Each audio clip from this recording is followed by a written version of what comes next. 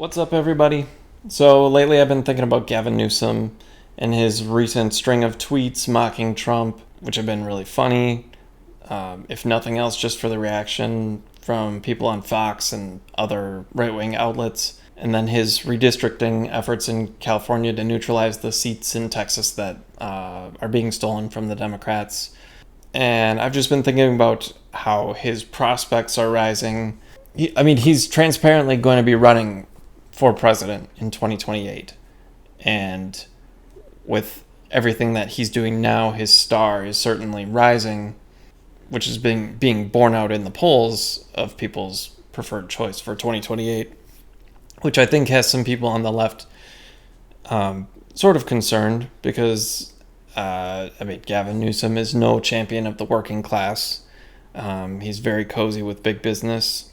This is the guy who ran on universal single-payer healthcare in California, and then once he got in office, he backpedaled to universal coverage. He made an exemption for the California minimum wage for Panera because some guy high up in the company donated to his campaign. And you can't forget about the French Laundry COVID scandal that Republicans bashed him over the head with, rightfully so.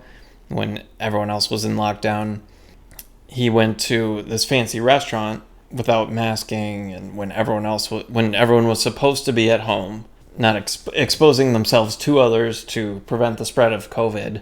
And it just exposed him as the hypocritical elitist that he is.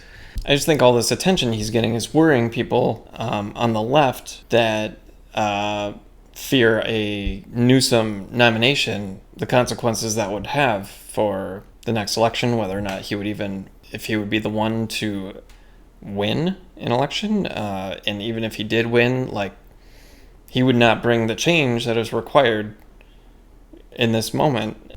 I wouldn't worry yet. I just think we're way, way too far out from 2028 to concern ourselves with that yet. Obviously, name recognition is such a huge part of who wins a nomination, and he's doing himself a lot of favors as far as increasing his own name recognition and just showing that he is fighting against Trump, which is what everyone is looking for. But post midterms, when he announces his candidacy, people are going to start asking him not just how we should, respond to Trump's actions, but what he wants, what his vision is for a post-Trump presidency, Newsom presidency. And I think that's where his star is going to fall, and probably pretty rapidly so. At this point, the Democratic base is going further and further left, even just because of how radical, in a bad way, Trump is governing. Even the boomers, are just being dragged further and further to the left as they see this fascist authoritarian takeover and what it means, what it looks like. We all see it every day on our phones. And Newsom is not going to meet that, not going to be the man of the moment. I think his prospects will fall the first time someone asks him about Gaza. I would imagine he's going to have the same answer as every other standard Democratic politician. We condemn Hamas, and October 7th was a war crime, and we need to work towards a two-state solution, but we're forever an ally of Israel. And I would imagine that's roughly what he's going to say, and that is just not where the Democratic base is today, and it's definitely not going to be where the Democratic base is 2 years from now. So, I don't know. Everyone has probably 15 to 20 people, or I should say people that pay attention, have probably 15-ish people that they can think of that are probably going to run for president, with Newsom being one of them. Even he's probably middle of the pack as far in terms of policy. He's probably upper third of the pack in terms of ability to speak and communicate and debate. But like I said, it's way too early. Look at the mayor race in New York. 6 months ago, who even in New York, let alone outside of New York, knew Zoran Mamdani's name? Not many.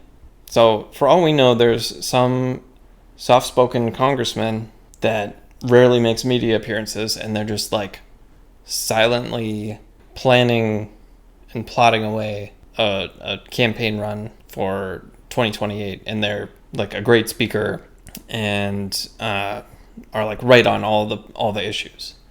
Or some random person like the guy from Maine that just like popped up out of nowhere, Graham Plattner.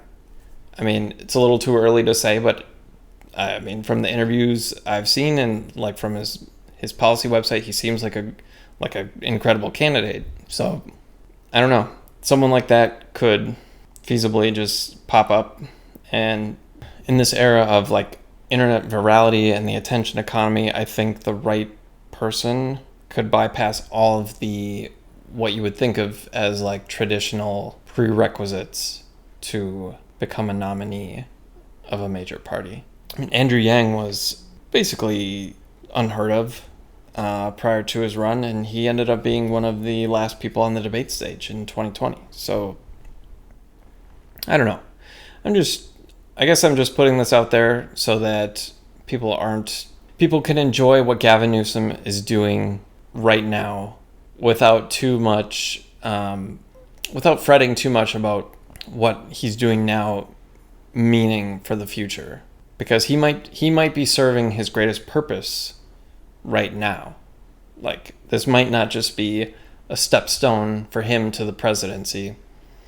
This might be like his defining legacy, like right now, and then he may just kind of diminish from here.